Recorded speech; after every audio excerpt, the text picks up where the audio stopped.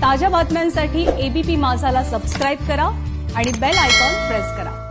आपल्या प्रियकराची सुपारी देणाऱ्या एका नामांकित बँकेच्या असिस्टंट मॅनेजरला माटुंगा पोलिसांनी अटक केलेली आहे।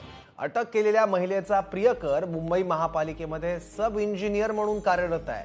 आरोपी महिला मुंबईच्या नामवंत बँकेमध्ये गेल्या 4 वर्षांपासून असिस्टंट मॅनेजर आहे। मॅनेजर आणि सब इंजिनियर दोघांमध्ये विवाहबाह्य संबंध होते।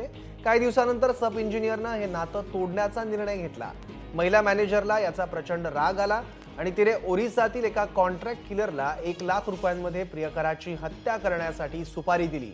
ओरिसाचा हा किलर रविवारी दादर स्टेशन इथे आला, जिथे ती मॅनेजर त्याला बंदूक आणि 5 गोळ्या देणार होती। मात्र माटुंगा पोलिसांनी वेळेत दोघांनाही अटक केलं।